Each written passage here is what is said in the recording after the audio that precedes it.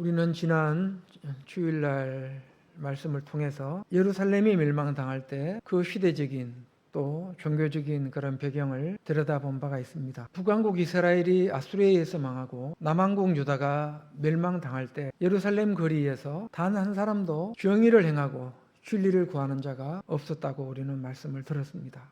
그 한 사람만 있다면 하나님은 그 예루살렘을 그 한 사람으로 인해서 보존시킬 것을 하나님은 말씀하셨습니다. 그러나 안타깝게 그 예루살렘 거리에 수없이 많은 사람들이 왕래했지만 100% 다 그들은 유대인입니다. 지나가는 사람 붙들고 당신 누구 믿느냐 하면 다 하나님 믿는 사람들입니다.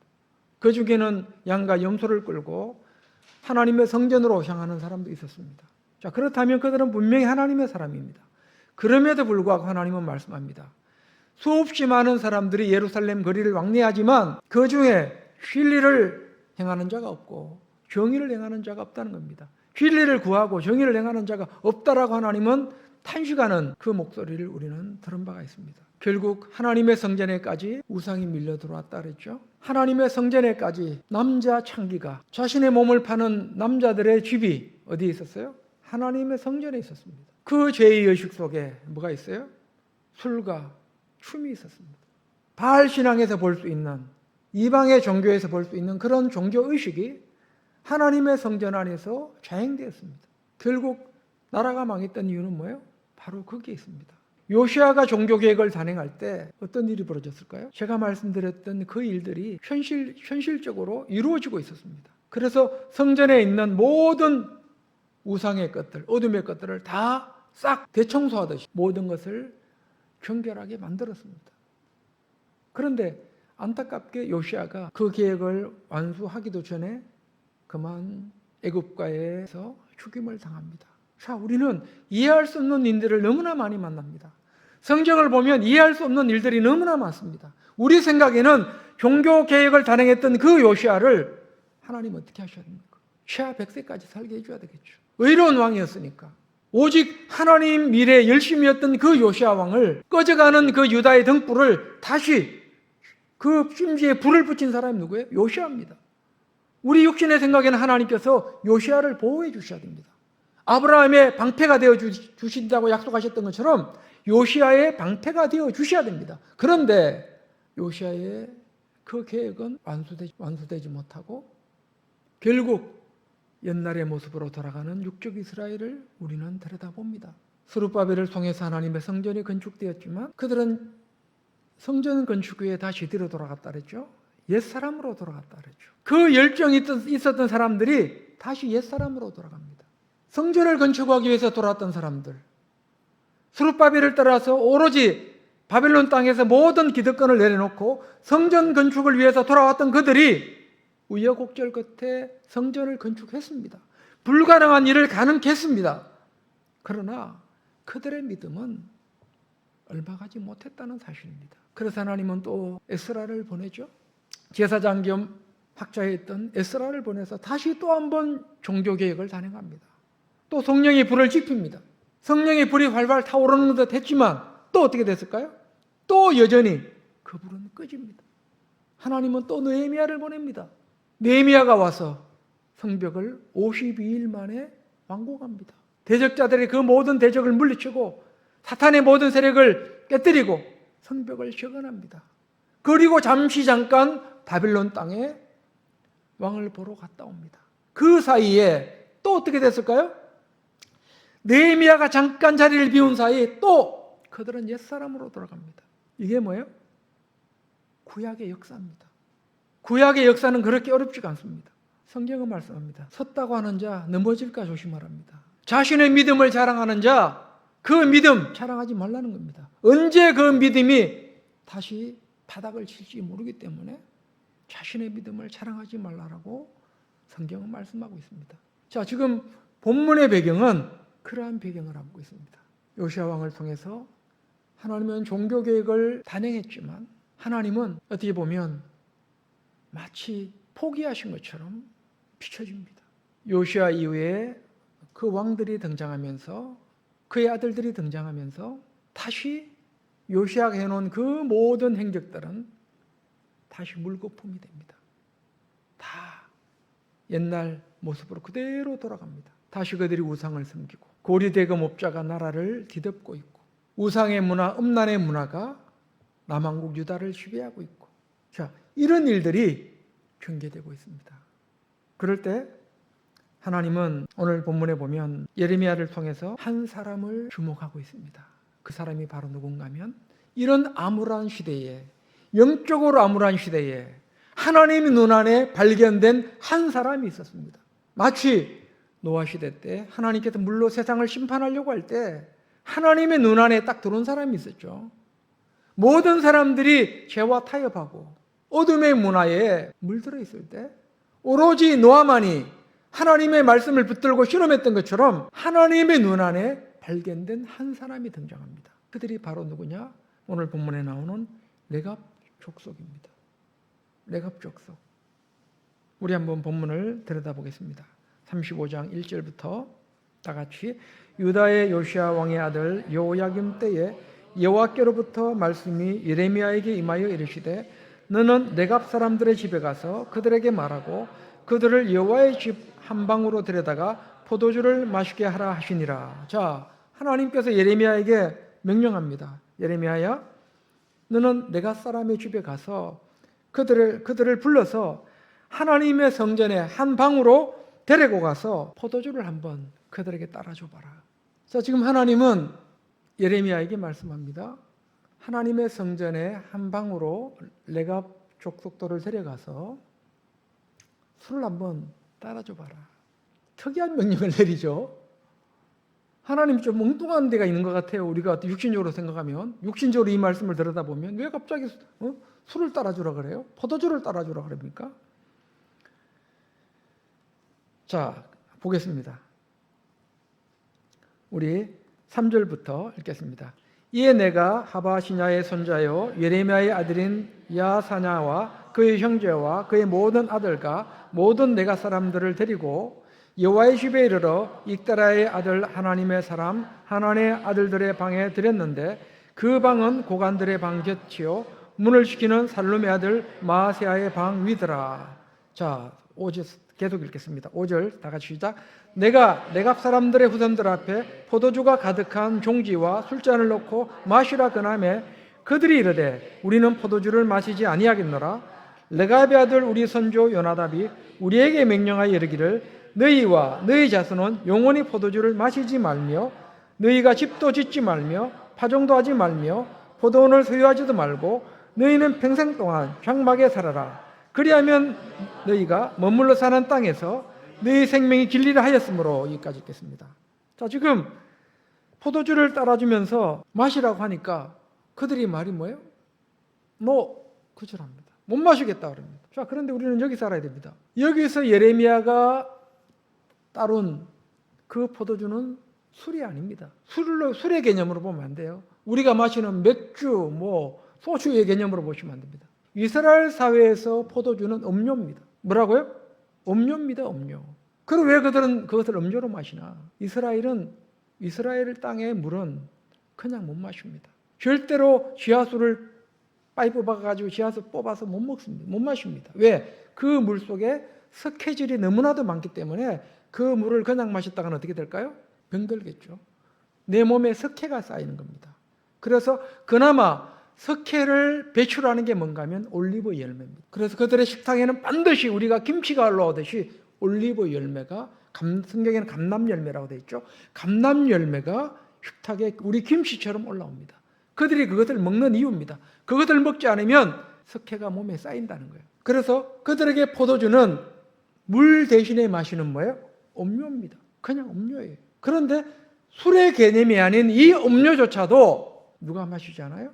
레갑 족속들이 마시지 않습니다. 술만 안 마시는 것이 아니라 집도 짓지 말라 그러죠. 그냥 천막에 살랍니다. 그냥 초막에, 말하자면 초막에 풀러진 집, 초막에 살라는 거예요. 농사도 짓지 말랍니다. 땅도 갖지 말랍니다. 그리고는 어떻게?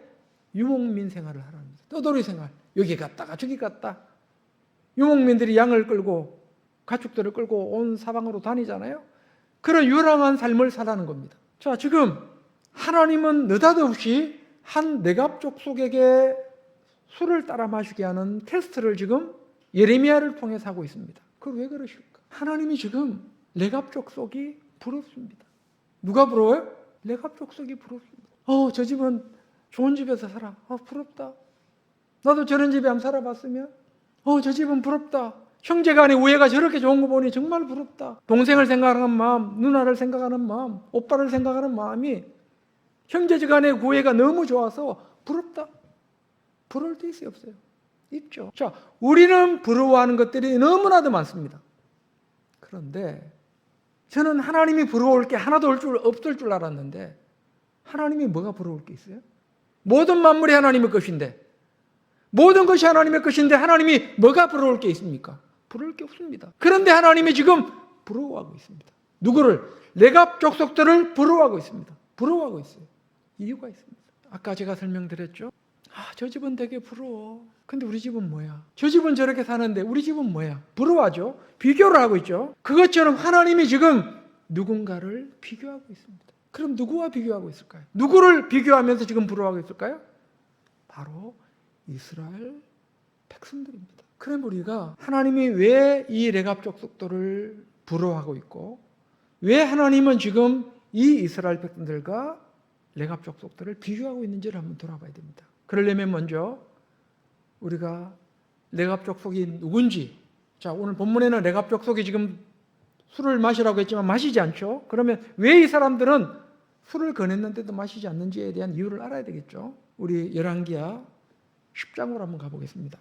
자, 열왕기하 10장에 가보면 레갑 족속에 대한 이야기가 간략하게 나오고 있습니다. 자, 지금 열왕기하 10장의 배경은 북왕국 이스라엘을 지금 배경으로 하고 있습니다. 북왕국 이스라엘이 아수르에 의해서 망했다 그랬죠.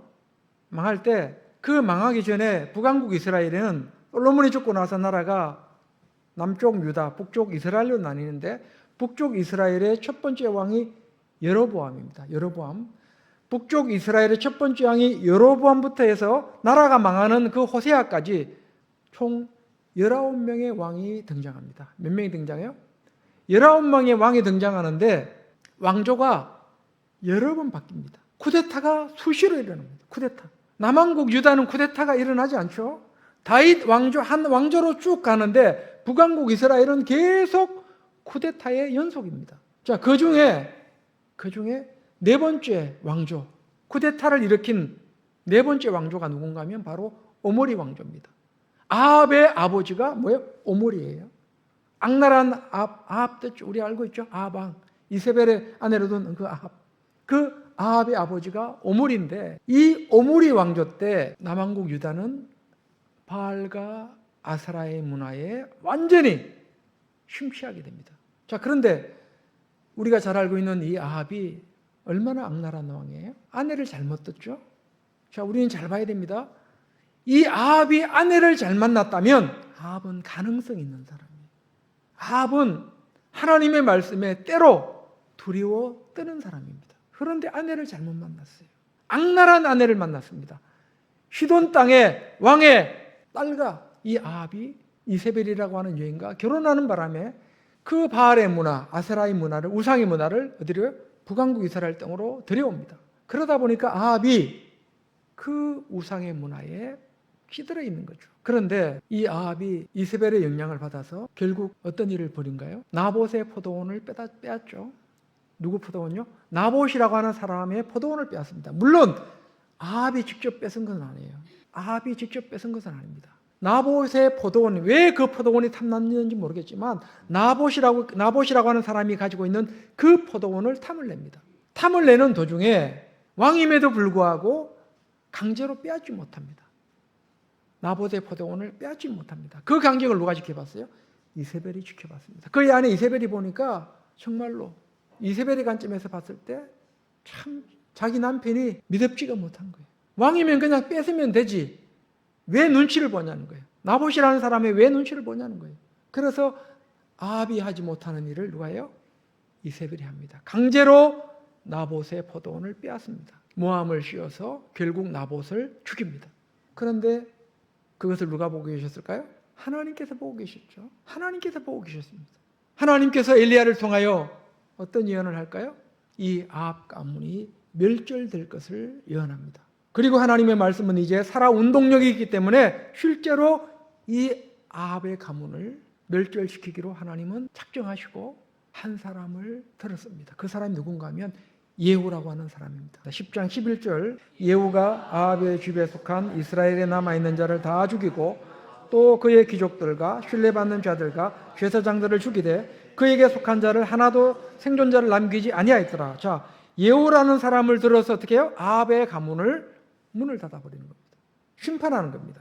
이때 예후도 뭐예요? 쿠데타를 일으킨 거죠. 물론 예후가 스스로 한 것은 아닙니다. 하나님의 선지자의 명령을 따라서 지금 그 일을 준행한 거기 때문에 예후 스스로 했다고는 말할 수는 없습니다. 자, 그럼에도 불구하고 예후의 가슴 속에는 뭐가 있었을까요? 권력에 대한 욕심이 있었죠. 저 아합 가문을 몰아내고 내가 왕이 되려고 하는 뭐가 있었을까요? 욕심이 있었습니다. 하나님은 그 욕심을 어떻게 해요? 사용하시는 겁니다. 어떻게 보면 자, 이렇게 해서 예후라고 하는 사람을 사용하시는데 이런 와중에 이제 한 가문, 우리가 오늘 본문과 연관된 한 가문, 레갑 족속이라고 하는 가문이 역사 속에 오늘 본문에 등장합니다. 15절 다 같이 읽겠습니다. 예후가 거기에서 떠나가다가 자기를 맞이하러 오는 레갑의 아들 여호나답을 만난지라 그의 안부를 묻고 그에게 이르되 내 마음이 내 마음을 향하여 진실함과 같이 내 마음도 진실하냐 하니 여호나답이 대답하되 그러하니이다.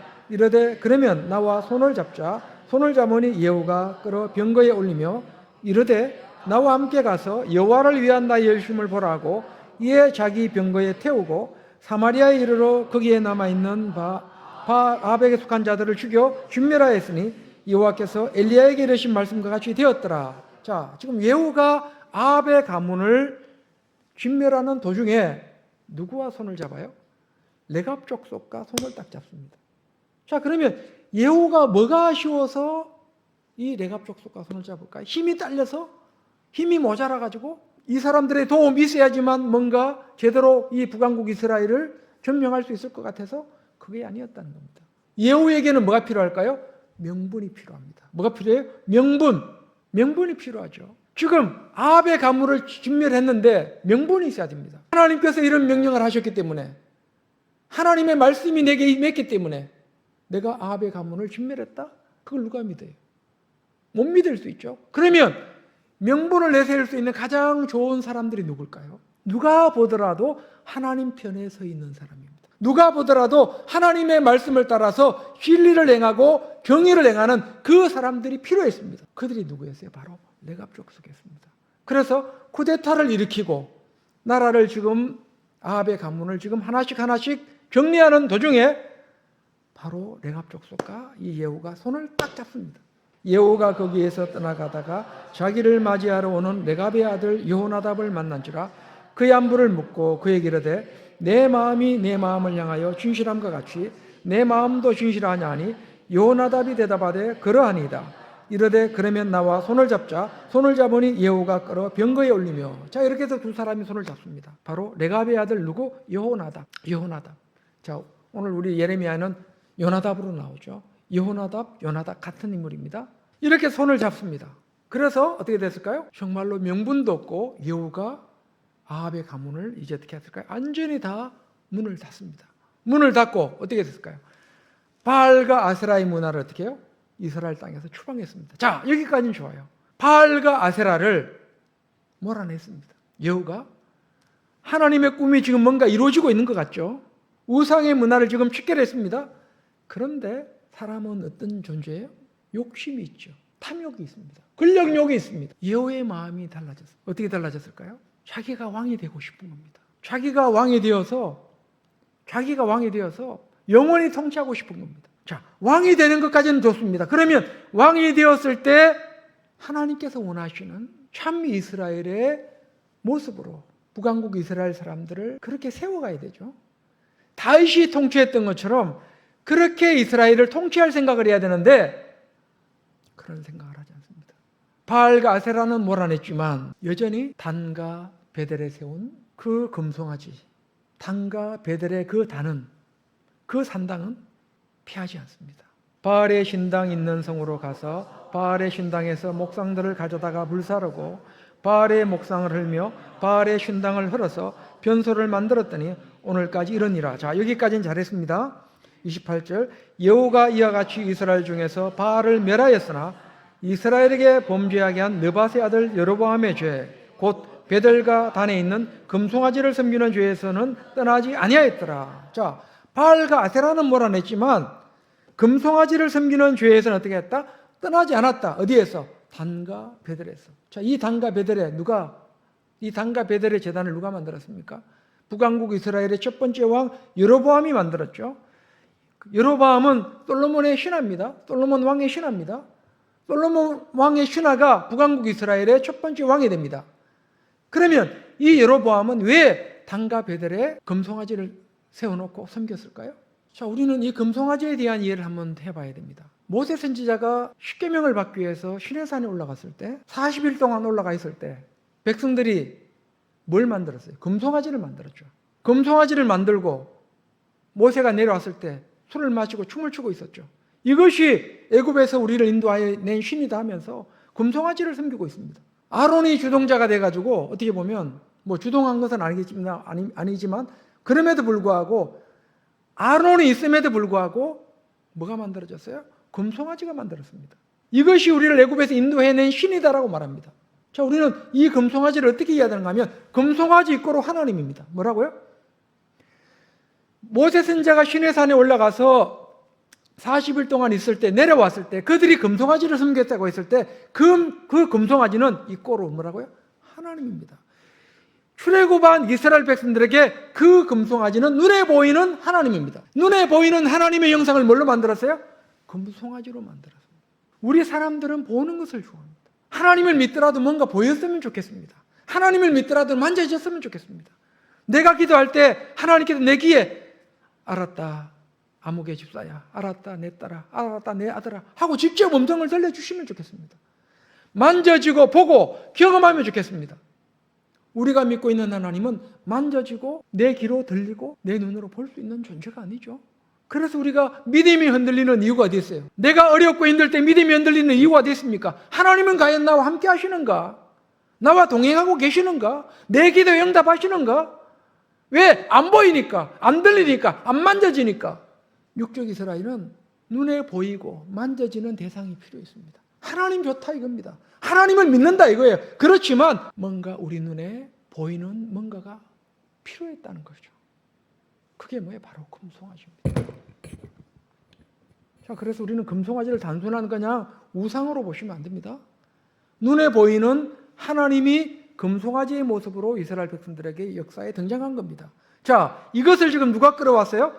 북왕국 이스라엘의 왕 여로보암, 솔로몬의 신하였던 여로보암이 끌고 옵니다. 끌고 와서 단과 베델을 세워놓고 이것이 우리를 애굽에서 인도해낸 여호와 하나님이다라고 딱 내밉니다. 그리고 여로보암이 했던 일이 뭐예요? 그러면 단과 베델에 왜 금송아지를 세웠습니까? 여로보암은 지금 정통성이 없죠. 정통성이 없습니다. 하나님의 성전은 어디에 있어요? 솔로몬이 지은 예루살렘에 있습니다. 남왕국 유다에서도 예루살렘에 있습니다. 그렇다면 나라는 빼앗았지만 나라는 지금 10개 지파를 내가 규합해서 나라는 세웠지만 뭐가 없어요? 성전이 없습니다. 성전이 없으면 북왕국 이스라엘 백성들이 다 어디로 내려갈까요? 남왕국 유다로 내려가겠죠. 예루살렘 성전에 가서 예배하고 돌아오겠죠. 자, 그러면 어떤 위험성이 있어요? 북왕국 이스라엘도 마찬가지입니다. 자꾸만 자기의 10개 지파가 남왕국 유다로 내려가면 거기 가서 성전에서 예배를 드리다 보면 누구의 영향을 받는다? 르호보암의 영향을 받아서 남왕국 유다의 왕 르호보암의 영향을 받아서 결국 그들이 반란 세력이 되지 않겠는가? 그런 두려움에 누가? 여로보암이 휩싸입니다. 그러면 이것을 어떻게 해결할 것인가? 문제를 해결해야 되죠. 여로보암의 입장에서. 그래서 어떻게 합니까? 북쪽에 있는 갈릴리, 그 북쪽에 있는 단, 갈릴리 바다 북쪽에 단, 그리고 예루살렘에서 가까운 그나마 가장 가까운 어디? 베델에 뭘 세워요? 최남단, 최북단에 각각 성전을 하나씩 세웁니다. 그리고서 말하기를 여기 와서 예배를 드려라. 이것이 애굽에서 우리를 인도해낸 하나님이다라고 하면서 금송아지를 만들면서 거기서 예배를 드리게 합니다. 편리하죠. 남왕국 유다까지 내려갔는데 갈릴리 있는 사람들이 남왕국 유다 예루살렘까지 가려면 얼마나 많이 시간이 걸려요. 그러니까 거기 하나 딱 성전이 생긴 겁니다. 얼마나 편하고 좋아요. 그런 편리성으로 인해서 그 민심을 여로보암에게 돌리기 위해서 뭘 만들었어요? 베델과 단에 어떻게 보면 미니 성전을 만들었다고 보시면 됩니다. 자, 그런데 이 성전을 예후가 그대로 놔뒀다는 겁니다. 진정한 종교 개혁을 하려면 어떻게 해야 돼요? 이것을 없애야 되죠. 바알을 없앴던 것처럼, 아세라의 목상들을 없앴던 것처럼 이걸 그대로 똑같이 취급을 하고 없애야 되는데 예후가 없애지는 않습니다. 다시 한번 보겠습니다. 10장 29절. 예후가 이와 같이 이스라엘 중에서 바알을 멸하였으나 이스라엘에게 범죄하게 한 느밧의 아들 여로보암의 죄, 곧 베델과 단에 있는 금송아지를 섬기는 죄에서는 떠나지 아니하였더라. 그러나 예후가 전심으로 이스라엘 하나님 여호와의 율법을 지켜 행하지 아니하며 여로보암이 이스라엘에게 범하게 한 그 죄에서 떠나지 아니하였더라. 자, 지금 반복적으로 같은 말씀을 하고 있습니다. 그러니까 어떻게 돼요? 마음이 바뀐 거죠. 처음엔 어떤 마음으로 의도했을까요? 정말로 종교개혁을 단행하려고 했던 그런 마음이 있었는지 모르겠지만 마음이 바뀌었습니다. 이제 내 나라예요. 북왕국 이스라엘이 이제 아합에게서 누구에게 넘어왔어요? 나 예후에게로 넘어왔다는 거예요. 그러니까 어떻게 해야 돼요? 이 10개 지파를 내 나라로, 내가 통치하는 나라로 만들고 싶은 겁니다. 욕심이 생겼습니다. 자, 그런데 이때 힘을 합친 사람이 누구예요? 여호나답이죠. 요나답이죠. 요나답은 어떤 마음으로 예후와 손을 잡았어요? 요나답은 어떤 마음으로 예후의 손을 잡았습니까? 종교개혁을 단행하려고 손을 잡았죠. 거룩한 목적으로 손을 잡았죠. 또 예후가 그렇게 했었고 거룩한 목적으로 손을 잡았는데 예후의 행동이 순수하지가 않습니다. 순수하지가 않아요. 자, 성경에는 없습니다. 왜 레갑 족속들이 술을 마시지 않고 집을 짓지 않고 농사도 짓지 않고 유목민의 생활을 하는지에 대해서 성경은 침묵하고 있지만 우리는 이 말씀 속에서 그들이 왜 그러한 삶을 살았는지에 대해서 우리는 추측을 해봐야 합니다. 레갑 족속이 손을 잡은 것은, 요나답이 손을 잡은 것은 오로지 한 목적이었습니다. 하나님의 나라를 만들기 위해서입니다. 북왕국 이스라엘에도 정말로 다윗, 하나님께서 원하시는 그 다윗의 왕국을 만들기 원하는 그런 염원에서 예후의 손을 잡았던 겁니다. 그런데 예후가 변했습니다. 그러면 이 요나답이 할 수 있는 일이 뭘까요? 자기의 조상들에게, 자기의 후손들에게 명령을 내립니다. 너희들은 포도주를 마셔서는 안 된다. 집도 짓지 말아라. 땅도 사지 말아라. 그리고 천막에 거주하면서 유목민 생활을 해라.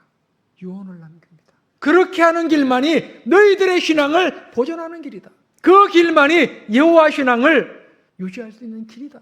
라고 지금 어쩌면 요나답은 자기의 후손들에게 그러한 유언을 남겼던 것이라고 우리는 확신할 수 있습니다. 요나답은 그럼 이 레갑 족속은 누굴까요? 자, 레갑 족속이 어떤 사람인지는 알아봤습니다. 그러면 이 사람의 근본은 누굴까요? 쭉 거슬러 올라가면 누가 나올까요? 모세의 장인 이드로의 후손입니다. 누구의 후손이라고요? 모세의 장인 이드로. 모세 선지자의 장인 이드로의 후손이 누구예요? 겐 족속이라 해서 그들의 후손이 바로 레갑 족속입니다. 그러니까 하나님의 언약 바깥에 있는 사람들입니다. 야곱의 후손들이 아닙니다. 이스라엘의 12지파에서 나온 족속이 아니라 누구의 후손이에요?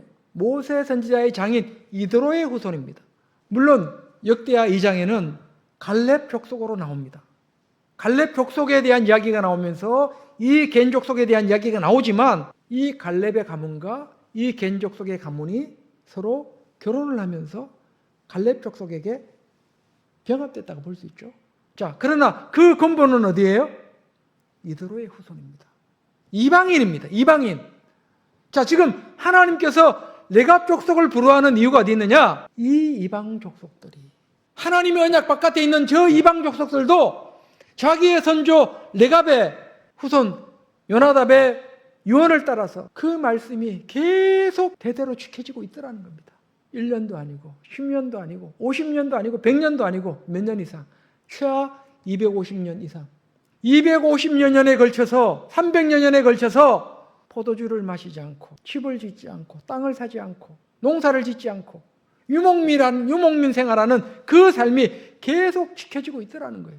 그리고 그들은 하나님의 언약에 이 말씀을 붙들고 끝까지 실험하고 있더라는 겁니다. 그래서 누굴 부러워요? 하나님이 레갑 족속을 부러워합니다. 하나님의 눈 안에 발견된 사람입니다. 반면에 이스라엘 백성들은 어땠다고요? 하나님 말씀 알기를 아주 우습게 하는, 하나님 말씀을 아주 우습게 여기는 그런 민족으로 하나님 앞에 발견되었다는 사실입니다. 그들의 하나님이 얼마나 농락하고 있는지를 보겠습니다. 우리 예레미야 34장을 보겠습니다. 바벨론의 느부갓네살 왕과 그의 모든 군대와 그의 통치하에 있는 땅의 모든 나라와 모든 백성이 예루살렘과 그 모든 성읍을 칠 때에 말씀이 여호와께로부터 예레미야에게 임하여 이르시되 이스라엘 하나님 여호와께서 이와 같이 말씀하시니라. 너는 가서 유다의 시드기야 왕에게 아뢰어 이르기를 여호와의 말씀에 보라, 내가 이 성을 바벨론 왕의 손에 넘기리니 그가 이 성을 불사를 것이니라. 내가 그의 손에서 벗어나지 못하고 반드시 사로잡혀 그의 손에 넘겨져서 내 눈은 바벨론 왕의 눈을 볼 것이며 그의 입은 내 입을 마주 대하여 말할 것이요 너는 바벨론으로 가리라. 자, 지금 이스라엘의 왕에게, 시드기야에게 이 성을 하나님께서 심판할 것이라고 하는 예언이 말씀이 이제 선포되죠. 그리고 7절 보겠습니다. 그리고 그 말씀은 점점 더 구체화됩니다. 7절 다 같이 시작. 그때 바벨론의 왕의 군대가 예루살렘과 유다의 모든 성읍들을 쳤으니 곧 라기스와 아세가라 유다의 경고한 성읍 중에 이것들만 남았습니다. 자, 유다의 모든 성읍들이 다 점령당하고 뭐만 남았어요? 라기스, 아세가. 그리고 남아있는 것은 뭐예요? 예루살렘. 다 점령당했습니다. 예레미야 선지자의 예언대로 하나님의 말씀이 하신 대로 지금 바벨론이 다 하나씩 남한공지다를 다 삼키고 있습니다. 그러니까 어떤 마음이 들까요? 예레미야로 선포된 말씀이 시드기야에게 두렵지 않겠습니까? 자, 사람의 말에는 뭐예요? 생명이 있습니다.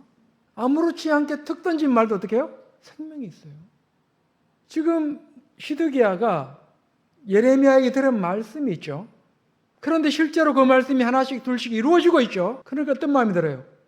이러다가 정말로 내가 안 되겠는데? 내가 정말로 그 말씀이 이루어지면 나는 어떻게 해? 이 나라는 어떻게 돼? 내 자식들은 어떻게 돼? 해서 회개합니다. 뭘 해요? 자, 좋아요.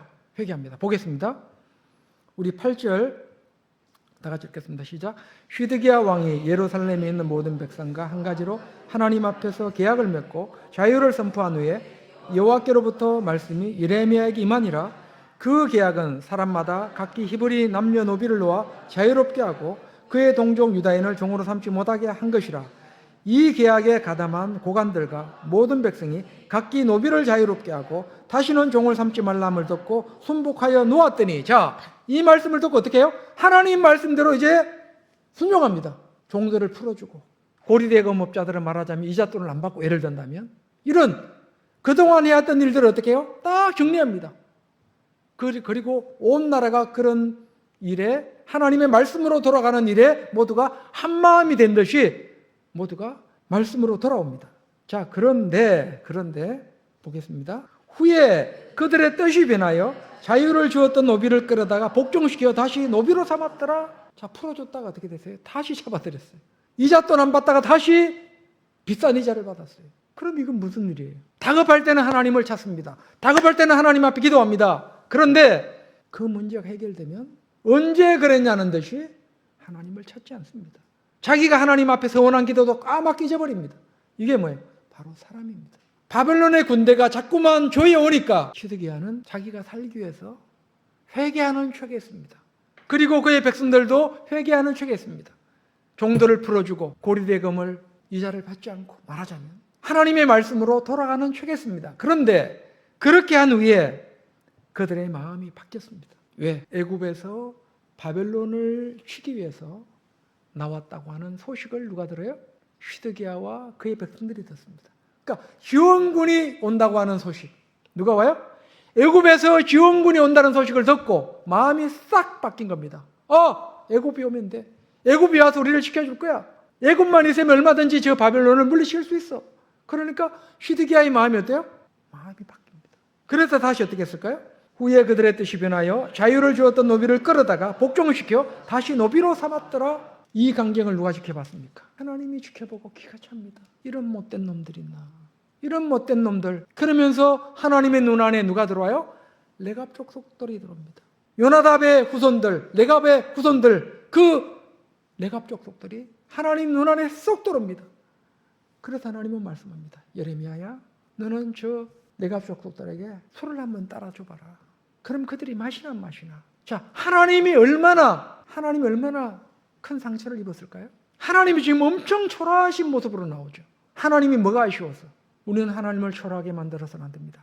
우리가 레갑의 아들 우리 선조 요나답이 우리에게 명령한 모든 말을 순종하여 우리와 우리 아내와 자녀가 평생 동안 포도주를 마시지 아니하며 살 집도 짓지 아니하며 포도원이나 밭이나 종자도 가지지 아니하고 장막에 살면서 우리 선조 요나답이 우리에게 명령한 대로 다 지켜 행하였노라. 자, 지금 포도주를 마시지 않는 이유를 예레미야에게 설명합니다. 예레미야도 감동받았겠죠? 그때 여호와의 말씀이 예레미야에게 임하여 이르시되 만군의 여호와 이스라엘의 하나님 여호와께서 이와 같이 말씀하시니라. 너는 가서 유다 사람들과 예루살렘 주민에게 이르기를 너희가 내 말을 들으며 교훈을 받지 아니하겠느냐. 여호와의 말씀이니라.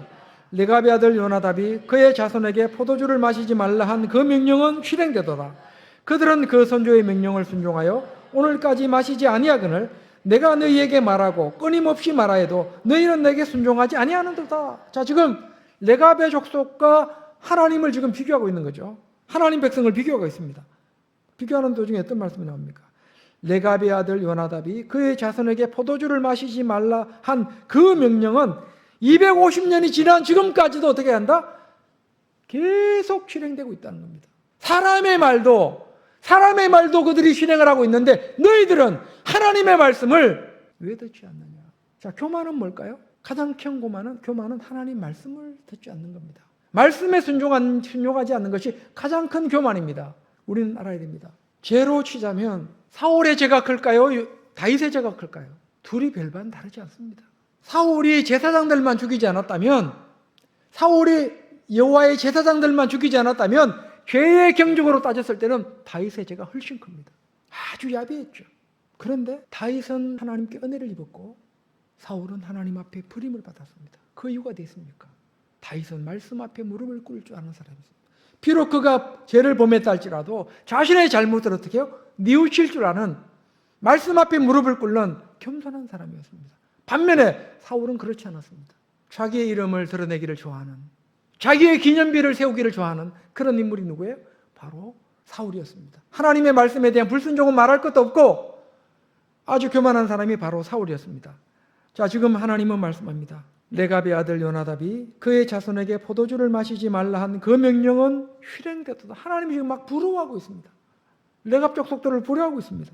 그들은 그 선조의 명령을 순종하여 오늘까지 마시지 아니하거늘 내가 너희에게 말하고 끊임없이 말하여도 너희는 내게 순종하지 아니하는도다. 내가 내 종 모든 선지자를 너희에게 보내고 끊임없이 보내며 이르기를 너희는 이제 각기 악한 길에서 돌이켜 행위를 고치고 다른 신을 따라 그를 섬기지 말라. 그리하면 너희는 내가 너희와 너희 선조에게 준 이 땅에 살리라 하여도 너희가 귀를 기울이지 아니하며 내게 순종하지 아니하였느니라. 선지자들을 끊임없이 보냈지만 너희들은 듣지 않았다라고 말씀하고 있습니다. 자, 그러면서 하나님의 축복의 말씀이 누구에게 임할까요? 레갑 후손들에게 임합니다. 보겠습니다. 예레미야가 레갑 사람의 가문에게 이르되 만군의 여호와 이스라엘의 하나님 여호와께서 이와 같이 말씀하시기를 너희가 너희 선조 요나답의 명령을 순종하여 그의 모든 규율을 지키며 그가 너희에게 명령한 것을 행하였도다. 그러므로 만군의 여호와 이스라엘의 하나님께서 이와 같이 말씀하시니라. 레갑의 아들 요나답에게서 내 앞에 설 사람이 영원히 끊어지지 아니하리라 하시니라. 자, 이런 하나님 앞에서 설 수 있는 사람들이 끊이지 않을 것에 대한 말씀이, 그런 축복이 임합니다. 그리고 실제로 어떤 일이 벌어질까요? 느헤미야와 함께 예루살렘 성벽을 건축했던 사람 중에 누가 등장할까요? 바로 이 레갑의 후손들이 그 다음은 하면서 성벽 재건할 때 다 구역을 정해놓고 했죠. 그때 누가 성벽을 재건하는 일에 등장할까요? 바로 레갑의 후손들도 거기에 등장한다는 사실을 우리는 알아야 됩니다. 우리는 하나님의 눈 안에 발견되는 사람이 되기를 원합니다. 하나님의 눈 안에 발견되는 사람. 다윗이 하나님의 눈 안에 발견되었던 것처럼 욥이 하나님의 눈 안에 발견되었던 것처럼, 노아가 하나님의 눈 안에 발견되었던 것처럼 하나님의 눈 안에 모두가 다 발견되어서 이 레갑의 후손들처럼 하나님의 귀한 역사에 쓰임받는, 그리고 하나님 앞에 영원토록 설 수 있는 그런 믿음의 은혜자들로 마지막까지 승리할 수 있기를 주님의 이름으로 간절히 축복합니다.